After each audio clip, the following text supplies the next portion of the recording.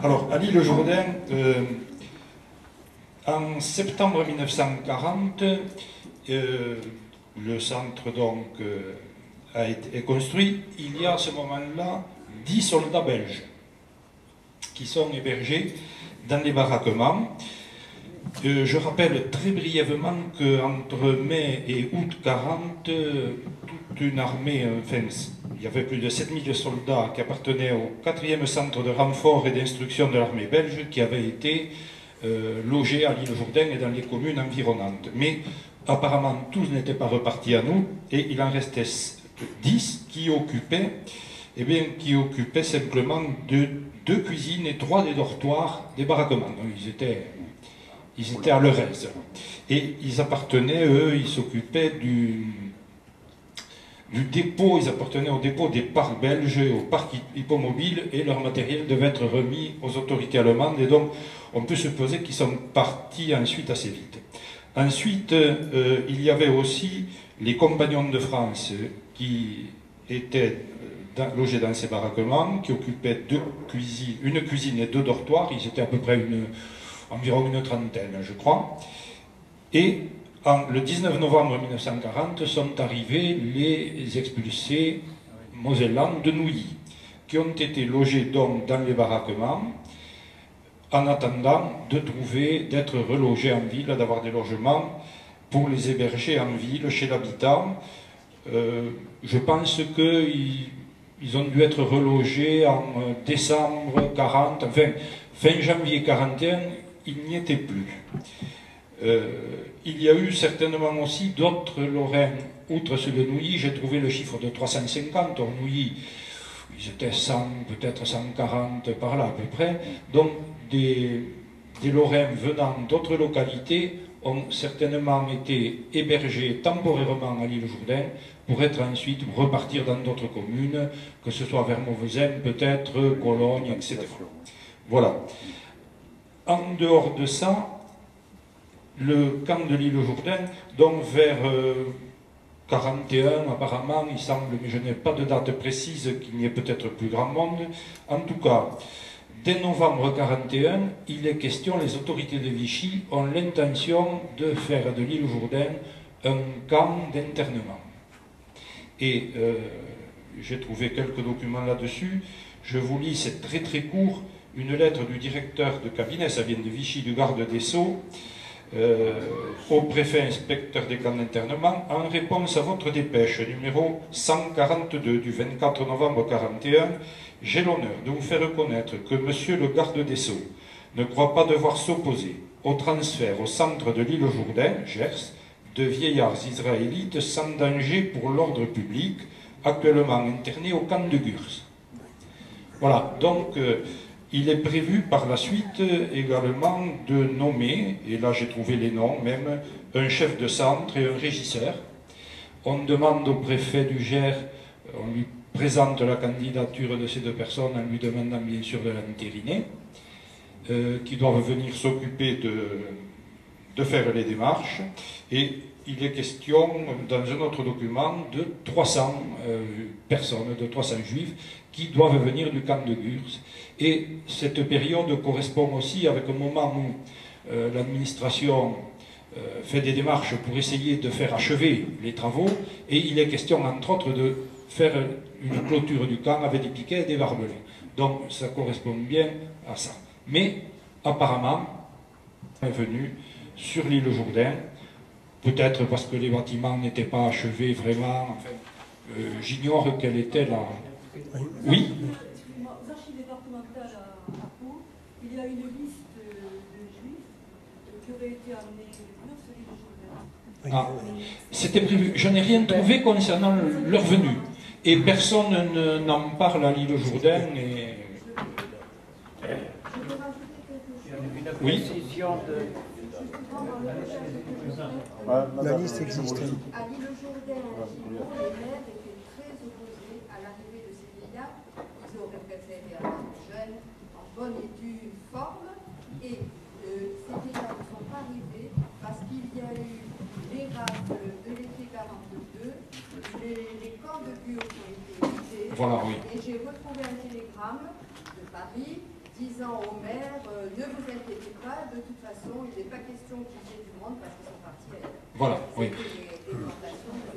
Des C'est ce que j'ai cru, effectivement. J'ai regardé un petit peu sur le camp de Gurs avec Internet et bon, il me semblait bien qu'il devait s'agir de ça. Oui, puisque donc, nous, on a fait des recherches sur Nogaro et la cité d'accueil de Nogaro a été sollicitée comme l'île Jourdain, Gimont, Marciac et Risque pour effectivement évacuer des internés du camp de Gurs. Voilà, oui. Et c'est l'infirmière en chef, mademoiselle Aubry, qui a fait la tournée des différentes cités d'accueil du Gers pour éventuellement trouver des lieux d'accueil. Et à Nogaro, je pense, comme à l'île Jourdain, ou à Marciac et à Risque, ça ne s'est pas fait. Mais il y a eu une tournée de l'infirmière du camp de Gurs pour placer des internés du camp à ce moment-là. D'accord. En novembre 41. Voilà, oui. Voilà, donc... Non, non, personne n'est venu. Il n'y en a pas eu non plus sur Gimont. Voilà. Oui, on va demander oui. à... Attends, pardon. Je n'ai pas terminé. Ensuite, le 21 novembre 1942, sont arrivés 150 Polonais qui sont restés, alors qui venaient de Perpignan, ou de Caen de la région de Perpignan, et ils sont restés jusqu'à la fin de la guerre, jusqu'à la libération. Voilà, donc j'ai quelques détails peut-être sur ces Polonais. Certains sont restés sur place. Alors, certains sont peut-être restés sur place. J'ai eu le témoignage d'un monsieur, M. Frankovic, qui était réfugié polonais, mais qui s'est marié d'ailleurs à l'île Jourdain, son épouse étant également réfugiée polonaise, mais ils n'ont pas vécu dans ces baraquements, ils sont arrivés par ailleurs, mais il a fait partie de ces soldats polonais qui avaient réussi à regagner la France et qui s'étaient engagés dans justement ces troupes polonaises. Il est reparti au combat, et par contre, ils avaient établi des relations amicales avec des familles polonaises qui étaient hébergées dans le camp. Voilà. Merci. Alors, Gimont, Jacques. Voilà. Je reviens sur ce qui a été évoqué à propos du camp de Gurs. Effectivement, il avait été prévu à Gimont d'envoyer aussi des Israélites pour, entre guillemets, décongestionner le camp de Gurs. Seulement, ça ne plaisait pas trop aux autorités locales. Et il y a eu quand même une inspection qui a été faite, je ne sais pas si tu es au courant, à l'île Jourdain et à Gimont, avec quelqu'un qui représentait l'administration, une déléguée de la Croix-Rouge et l'ingénieur des ponts et chaussées, pour voir quel était l'état des bâtiments. À Gimont, ça n'avait pas été fini, donc ça a été abandonné, parce qu'il a été précisé qu'il fallait une rallonge de 40 000 ou 60 000 francs pour terminer les travaux. Et un devis a été demandé, une estimation, pour voir tout ce qu'il fallait faire à Gimont pour pouvoir le rendre dans un minimum acceptable pour ceux qui venaient de Gurs. Là. Et l'ingénieur des ponts et chaussées, qui s'appelait Navaillès, qui était mon voisin, mais à l'époque j'avais une culotte très très courte, donc je ne sais pas, je n'ai jamais discuté avec lui, et il a fait un devis carrément de 220 000 francs. Et alors les autorités n'ont pas accepté, même sur le plan départemental, parce qu'il fallait dégager de l'argent, il fallait dégager des autorisations pour avoir des matériaux pour construire tout ça. Et je crois que comme ailleurs, il n'en est jamais venu aucun. Enfin, il y avait quand même plusieurs milliers qui étaient prévus pour le Gers, venant de Gurs. Oui, oui. Oui, mais après les rafles, comme on a dit Mme Polias-Mouge, les rafles de 42 et 43 ont mis un terme à cette idée, forcément. Alors, peut-être Lombez, madame? Moi, je n'ai pas apporté mon travail sur les réfugiés espagnols là-bas.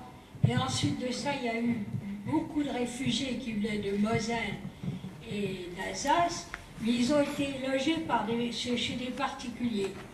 Alors évidemment, le confort dépendait des maisons, souvent il n'y avait pas de chauffage, et certains enfants, alors là je viens d'apprendre ça, étaient employés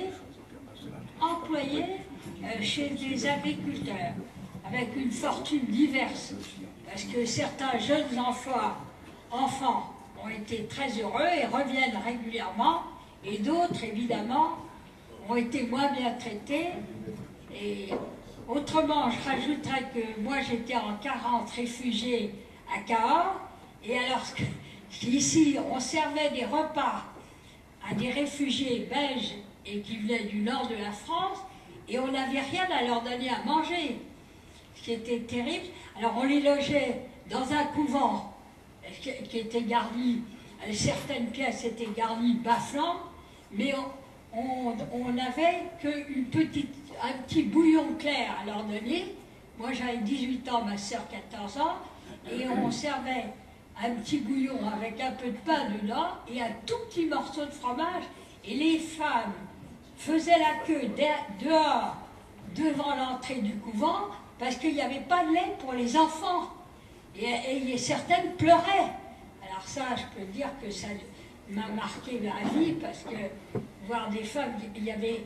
Et c'était quand... Et après, on a vu arriver, en effet, les réfugiés belges, et du nord de la France, et puis des soldats aussi, parce que c'était en déroute. Enfin, je pourrais m'étendre là-dessus, mais pas m'étendre. Vous avez bien fait de venir dans le Gers, parce que quand même, la nourriture est un peu plus abondante. Alors, est-ce que certaines précisions à Riscle, par exemple, est-ce que vous voulez intervenir sur Riscle, Marciac? Rapidement, oui. 30 secondes. Oui, à Riscle, comment? Oui, c'est bon. Riscle n'a jamais été occupé quand même par les civils. Les personnes qui ont le plus occupé, c'est l'armée allemande. L'armée allemande est restée un an, de janvier 43 à mars 44. Qu'est-ce qu'ils avaient à garder? Un train de carburant. Il y avait 40 wagons bâchés. Alors ça faisait rire les civils français, si on avait pu prendre de l'essence là, mais enfin, on risquait de se faire descendre, il faut dire. Plus qu'est-ce qu'il y a eu à Risque aussi?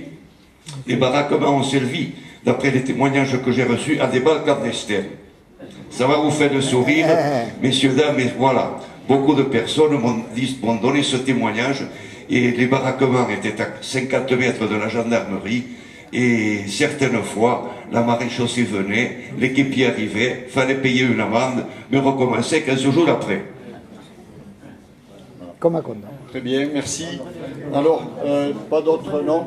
Alors, juste un mot sur le camp de Seillan qui va... Bon, ce sont les deux camps au Cité ont été des camps de transit pendant la période de la guerre, où il y a eu effectivement quelques Alsaciens lorrains, mais pour peu de temps.